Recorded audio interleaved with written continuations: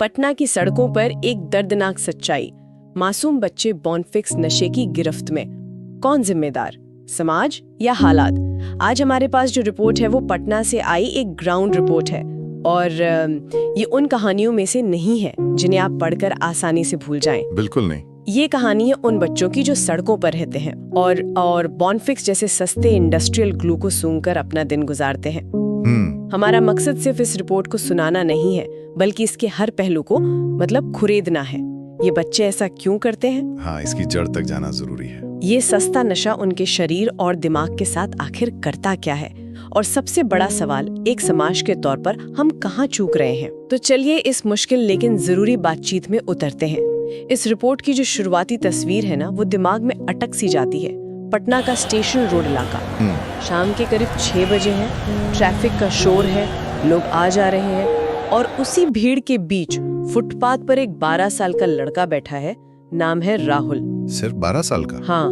Report लिखने वाले बताते हैं कि उसकी आंखें एकदम लाल थीं, हाथ हल्के हल्के कांप रहे थे, लेकिन जैसे ही वो बॉर्नफिक्स की एक छोटी सी पीली बोतल अपनी नाक के पास लाता है, उसके चेहरे पर एक अजीब सा एक अप्राकृतिक सुकून आ जाता है।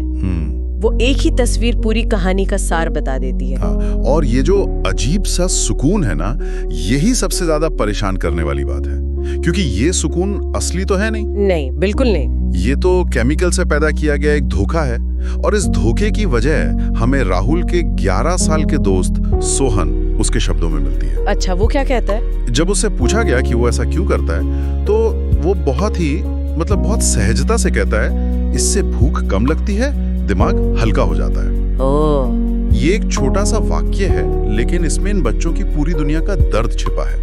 वो नशा मजे के लिए नहीं कर रहा। नहीं, वो अपनी 2 सबसे बुनियादी समस्याओं का हल ढूंढ रहा है, खाली पेट की आग और जिंदगी के भारीपन का बोझ। ये दिमाग हल्का हो जाता है वाली बात, ये सुनकर ऐसा लगता है जैसे वो किसी आम तनाव की बात कर रहा हो। सही बात है। पर सड़क पर रहने वाले एक बच्चे के लिए इसका मतलब कितना गहरा होगा। शायद हर पल का डर, अकेलापन, लोगों की धुतकार। बिल्कुल, इन सब से कुछ पलों की छुट्टी, ये उनके लिए एक तरह का, आप कह सकते हैं, कोपिंग मैकेनिज्म है, एक सर्वाइवल टूल। हाँ, जब दुनिया आपको कुछ नहीं देती, तो आप उस चीज को पकड़ लेते हैं जो आपको उस दुनिया से कुछ देर के लिए दूर ले जाए, भले ही वो जहर ही क्यों ना हो। ये भूख को दबाता है, ठंड के एहसास को कम करता है और मानसिक पीड़ा को उसको शून्य कर देता है। इसीलिए जब हम उन्हें नशेड़ी कहते हैं, तो हम उनके हालात की गंभीरता को शायद समझने से चूक जाते हैं। सही कहा। वो सिर्फ नशे के आदी नहीं है, वो अपनी कठोर सच्चाई से बचने के आदी हो गए हैं। और ये तो सिर्फ राहुल और सोहन की कहानी नहीं है। रिपोर्ट इस बात पर जोर देती है कि ये समस्या कितनी फैली हुई है। हाँ, ये बहुत बड़े पैमाने पर है। पटना जंक्शन, गांधी मैदान, करबी घया, फ्रेजर रोड। रिपोर्ट के मुताबिक इन इलाकों में ऐसे बच्चे झुंड में मिल जाते हैं। और जो बात मुझे सबसे ज्यादा चौंकाती है, वो ये है कि ये सब सिर्फ 10 रुपए की एक बोतल के लिए हो रहा है। बस 10 रुपए। 10 रुपए में मिलने वाला जहर, जो इन बच्चों का पूरा दिन और धीरे धीरे पूरी जिंदगी निगल रहा है, ये कितनी आसानी से उपलब्ध है। और यहीं पर रिपोर्ट में एक सामाजिक कार्यकर्ता का जिक्र आता है। उनका एक बयान इस पूरी समस्या को एक नया दृष्टिकोण देता है। क्या कहती हैं वो? वो कहती हैं, इन बच्चों की सबसे बड़ी लड़ाई गरीबी नहीं, नशा है। अब पहली बार सुनने में ये थोड़ा अजीब लग सकता है। हाँ, मेरा भी पहला रिएक्शन यही था। हम सब यही मानते हैं कि इन सारी समस्याओं की जड़ तो गरीबी ही है। बिल्कुल। ये कहना क्या गरीबी को एक तरह से नजरअंदाज करना नहीं है? क्योंकि अगर पेट भरा हो, रहने को छत हो, तो शायद नशे की जरूरत ही ना पड़े। क्या हम असल जड़ को छोड़कर लक्षण पर ध्यान केंद्रित नहीं कर रहे? ये एक बहुत ही वाजिब सवाल है, और इसका जवाब हाँ या नहीं में नहीं है। इसे ऐसे समझिए, गरीबी वो दलदल है जिसमें ये बच्चे पैदा होते हैं या धकेल दिए जाते हैं, लेकिन ये जो नशा है, ये उस दलदल के ऊपर एक सीमेंट की मोटी परत की तरह है। अच्छा। जो बाहर निकलने के हर रास्ते को, हर दरार को बंद कर देता है। गरीबी आपकी क्षमता को सीमित करती है, लेकिन ये नशा आपकी सोचने की शक्ति, आपकी इच्छा शक्ति, आपका शरीर, सब कुछ खत्म कर देता है। मतलब एक गरीब बच्चा शायद लड़कर बाहर निकल भी आए, लेकिन एक नशे का आदी बच्चा, वो लड़ने लायक ही नहीं बचता। इसलिए उस सामाजिक कार्यकर्ता के नजरिए से इस दलदल से बाहर निकालने के लिए पहले उस सीमेंट की परत को तोड़ना जरूरी है। ये नशा गरीबी से भी ज्यादा तात्कालिक और विनाशकारी दुश्मन बन जाता है। ये एक बहुत ही दमदार तर्क है। मतलब गरीबी एक हालात है, पर नशा एक चक्रव्यूह है जिससे बाहर निकलना लगभग नामुमकिन हो जाता है। बिल्कुल। और जब हम इस हल्केपन की कीमत की बात करते हैं तो रिपोर्ट का मेडिकल पक्ष सामने आता है, जो वाकई डरावना है। हाँ, बहुत।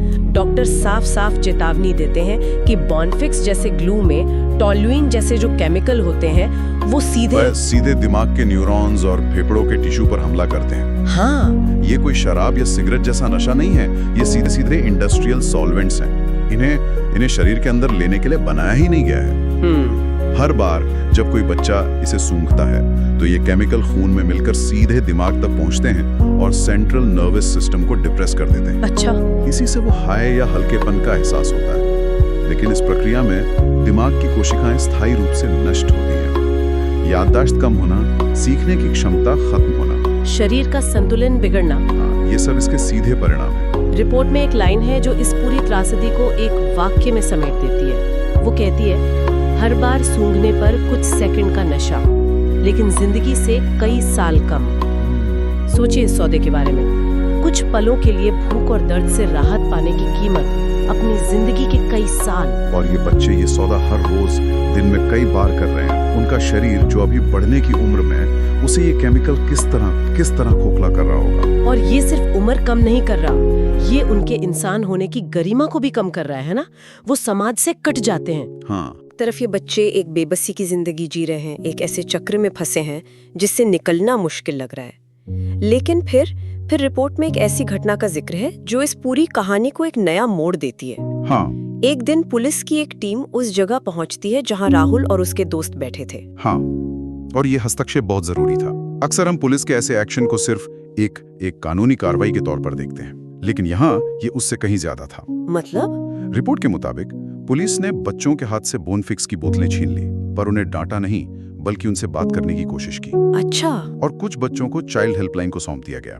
ये उस रोजमर्रा के ढर्रे पे एक बाहरी चोट थी जिसने उस खामोशी को तोड़ा। और उस चोट का असर तुरंत दिखता है, खासकर राहुल पर।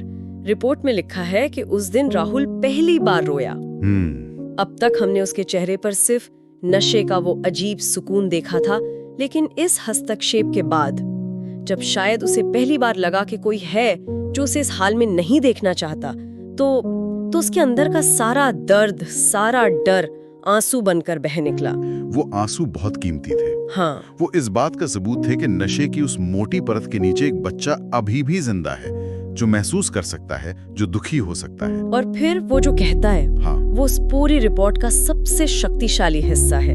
वो रोते हुए कहता है, मैं पढ़ना चाहता हूँ, बस कोई मुझे वहाँ से निकाल ले। मैं पढ़ना चाहता हूँ। ये सुनना कितना मुश्किल है। ये कोई बड़ी मांग नहीं है, ये तो हर बच्चे का हक है ना? बिल्कुल। लेकिन उसकी आवाज में वो बेबसी है कि ये हक भी उसे एक सपने जैसा लग रहा है। ये वाकया दिखाता है कि वो अपनी हालत को समझता है, वो इस जिंदगी से नफरत करता है। हाँ, वो बाहर निकलना चाहता है, ये उसकी मदद की पुकार है। बिल्कुल। ये इस धारणा को भी तोड़ता है कि ये बच्चे ऐसे ही रहना चाहते हैं। नहीं, वो ऐसे नहीं रहना चाहते, उन्हें बस कोई रास्ता नहीं दिखता। सही बात है। राहुल का ये वाक्य उन सभी लोगों के लिए एक सीधी चुनौती है जो सोचते हैं कि इन बच्चों का कुछ नहीं हो सकता। ये बताता है कि उम्मीद अभी बाकी है, उनकी आकांक्षाएं मरी नहीं हैं, बस नशे की धुंध में छिप गई हैं। अगर हम उस धुंध को हटा सकें तो हमें एक ऐसा बच्चा मिलेगा जो स्कूल जाना चाहता है, जो एक बेहतर जिंदगी जीना चाहता है। और इसी उम्मीद की एक झलक हमें अगले ही पल देखने को मिलती है।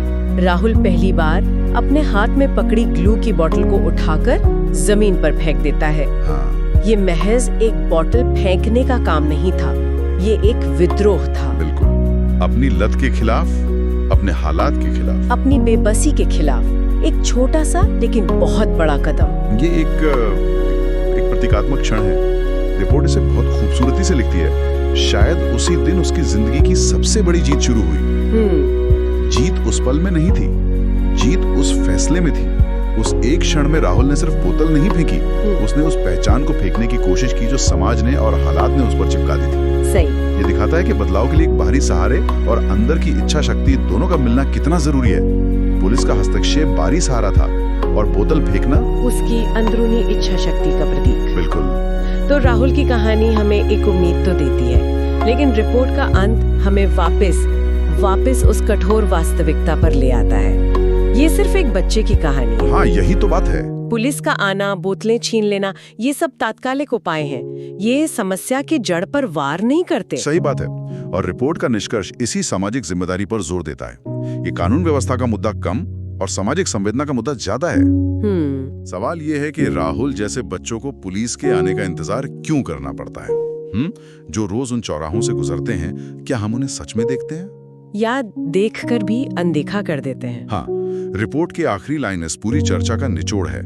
पटना में बोनफिक्स नशा सिर्फ एक मुद्दा नहीं बल्कि हमारी समाज की जिम्मेदारी है, क्योंकि हर बालक का बचपन सुरक्षित होना चाहिए। हर बालक का बचपन सुरक्षित होना चाहिए। ये सुनने में कितना सरल लगता है, लेकिन इसकी हकीकत कितनी जटिल है। बहुत। आज की इस बातचीत को अगर समेटें तो हमने देखा कि कैसे भूख और बेबसी इन बच्चों को एक ऐसे नशे की तरफ धकेलती है जो सिर्फ 10 रुपए में उनकी पहुंच में है। हमने उस तर्क को भी समझा कि कैसे ये नशा गरीबी के जाल को और भी मजबूत कर देता है, जिससे बाहर निकलना लगभग नामुमकिन हो जाता है। बिल्कुल। और सबसे जरूरी, हमने राहुल की कहानी के जरिए उस दबी हुई आवाज को सुना जो पढ़ना चाहती है, जो इस अंधेरे से बाहर निकलना चाहती है।